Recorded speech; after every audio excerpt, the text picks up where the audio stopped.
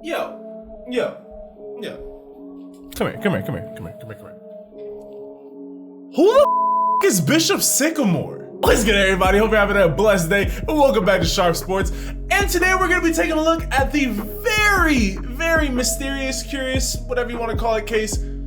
Who the hell is Bishop Sycamore High School? So I've done the research so you guys don't have to, so I can let you guys know exactly what Bishop Sycamore High School is and why this might be one of the smartest things that happen to high school football ever. But if you haven't already, be sure to hit that like button. Every single like helps. So hey, I mean, if you haven't already, be sure to hit that like button, or you're gonna end up on Bishop Sycamore's team next year and get routed 58-0.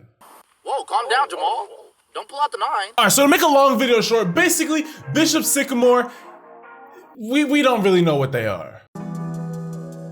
Nah, I'm just playing, but actually, very seriously, nobody really knows what Bishop Sycamore High School is. Okay, so buckle up because it gets a little bit weird here. So I went and took a look at maxpreps.com because I just wanted to kind of see like, okay, what talent has Bishop Sycamore been playing? However, they only have 2 years worth of stats, this year's and last year's. And then what's even crazier is the Ohio Department of Education, like the state that this high school is supposed to be in that looks over education, doesn't even have this school listed as one of its schools. However, last year, the Ohio Department of Education added a school named Bishop Sycamore, so not necessarily this exact school, but a school named Bishop Sycamore to a list called a non-chartered, non-tax supported school. And I guess this is a school that, because of truly held religious beliefs, chose to not be chartered by the State Board of Education? Nah, but then you see, here's where it gets real weird. I went to go look up Bishop Sycamore High School's,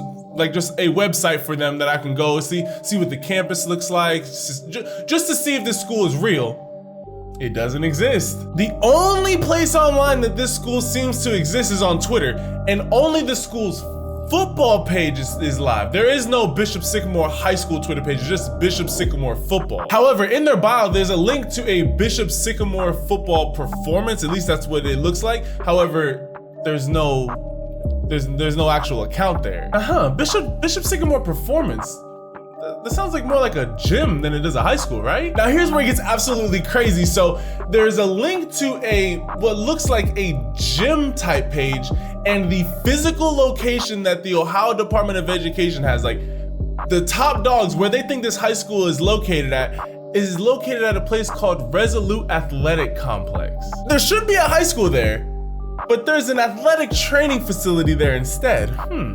I want to go over this real quick just because it's a point that I have to hit on for the story of the video, but I don't really care about because I think there's actually a bigger, not even an issue, I think there's a bigger opportunity here that I don't think people are really tapping into. Okay, so obviously, ESPN wasn't the ones to actually put the matchup together between IMG Academy and Bishop Sycamore High School. So obviously the two schools contacted each other, so they were gonna play a game regardless of if ESPN was gonna cover it or not. But I guess a group called, what is this, Paragon Marketing Group? Yeah, I guess they were the ones that went out and put the matchup together as far as getting that matchup on TV. The marketing company even basically said that, yeah, we just took what the coach said at face value. Like they went to go look and see if this school actually had a bunch of D1 talent and if they were the team that they said that they were. And they said that they couldn't really match it up, but they were just like, I mean, we already got the two teams, so we might as well just keep it. So I'm definitely gonna say it's gonna be a big L on Paragon and ESPN's part. I mean, both of them,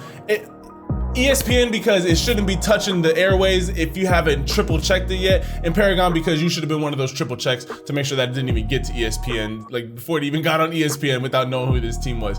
I don't give any team that matches up against this team, hey, you're just playing another team, so I have no issue. I don't think IMG Academy took a loss. They beat a team 58-0, got some little national headlines.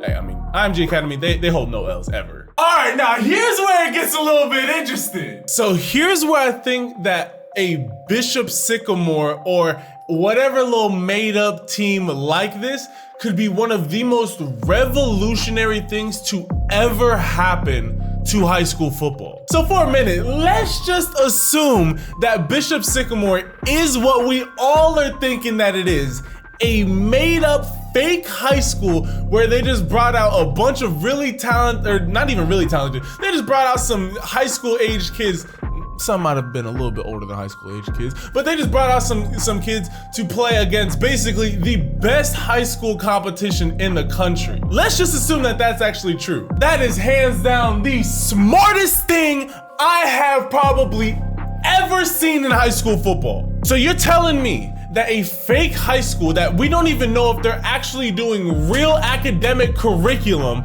is able to go out there on ESPN and also, I forgot to tell you this earlier in the video. Basically, their entire existence, they've only played, I'm talking like the elite of the elite competition. Last year, they mainly played teams in Ohio, but I think the lowest ranked team that they played in Ohio was like the 110th best team in Ohio. This year, the lowest ranked team that they're playing is the second best prep school in the entire country. They're playing teams like Duncanville. They were the #1 team in Texas. They're playing St. Edwards, #1, one of like the top teams in Ohio. They're playing who else are they playing? They're playing St. Edward. They're playing so many top elite level teams. And you're telling me that this random ass school can get up in here and start playing these teams and getting their kids in front of all of these recruiting, all these coaches, because Lord knows they're gonna be there for the other team. Hey, we might have something here. I mean, let's take a look at IMG Academy, for example. At IMG, they are their own entity. I'm pretty sure they're not attached to any school board. I'm pretty sure like they're just their own thing. I'm pretty sure if I've done my research on them right, they only do like a couple of hours of work a day, and then basically every student that goes to IMG Academy is an athlete, and they do a couple of hours of work, like schoolwork a day, and then the rest of the day is just spent on perfecting their craft at that sport. If we're able to do something similar to that at just random high schools, say that they're online high schools, have the kids do homework from home, and they're able to go to top level training facilities, play the best high school competition in the country, because IMG Academy said that this was the only team in Ohio that wanted to go against them. If you have a team that's not afraid to go up against these elite level competition because they're not afraid of some record or whatever, man, do you know how many kids that would have never got a shot at getting in front of some of these recruiters? You could put so many talented kids in these positions, and you could build these high schools wherever you wanted to. Like, obviously schooling is very important, especially at the high school age. I'm not saying just completely just rip out all the education, because that's dumb. I think you can do that at the college level. Yes, I don't think that kids need to go to college. I think they can go like straight to the pros or just only play football. But at the high school level, no, you need to get your GED. We gotta be smart out here. But if you're able to have something where you are running your whole operation, basically the kids are doing the schoolwork online, and then your physical building is a training facility, and the kids they do their homework online just like they would at normal. All y'all who did online school last year, y'all know what's up. It's no different. It's just, okay, all your schoolwork's online, and then you go to a physical building to get better at your school's sport. That's pretty litty to me. And then because you don't care, you just go and just play, oh yeah, we're gonna take a trip out to this school, and we're gonna go out to this school, and we're just gonna play all the best teams in the country and just get, I don't care if your team's bad. If you even have one decent player, he's gonna get picked up, because every single game that he plays in, Clemson, Alabama, Florida State, Florida, Ohio State, you name it, all the top schools in the country are gonna be there because they're gonna be recruiting the other team. To me, this is an absolute, just a great idea. Now, yes, obviously Bishop Sycamore is probably not the best example of this, because from the article that I read, they might have some kids who are actually older than 18. And also I heard that they played basically 2 games within 3 days, which is, as we should all know, I'm pretty sure most people watching this video have played football. Playing 2 full games of football, especially going up against these powerhouses that they're going up against, getting washed. Yeah, that's not healthy. So Bishop Sycamore is not the best example of it. However, if you were able to get a school that was, the curriculum was under control, you had more tightened parameters, it wasn't just so willy-nilly, loosey-goosey like Bishop Sycamore is, but you just put a little bit more structure behind it, but you had it where online school, training facility for the sport.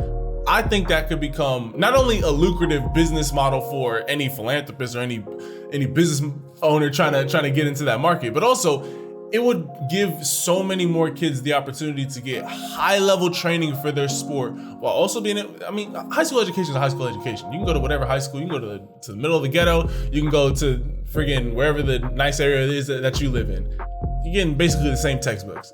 It's no different. So the high school education, pretty straightforward. So in class, online, doesn't matter. This elite level training system though, that could be a little game changer there. But I want to hear from you guys. What do you guys think of the whole Bishop Sycamore story just first? Because I think it's funny. When I first heard it, I was like, yo, these dudes said we got multiple D1. That's hilarious that nobody did to me, the fact that they got on TV, that's a big dub for them. That is hilarious. Again, I think that only that Paragon Marketing Group and ESPN took an L. I think IMG Academy and Bishop Sycamore both took dubs. But I want to hear from you guys, just what do you guys think of it? And also, what do you guys think if that new model of high school football is viable, where you could just basically just start adding schools to districts that are claiming to be online schools and then just fielding teams of actual high school age players and then going out and playing elite level competition that nobody else wants to play. I think that's smart. I want to hear from you guys. Alrighty, y'all. I hope that y'all enjoyed this video. If you did, be sure to leave this video a like.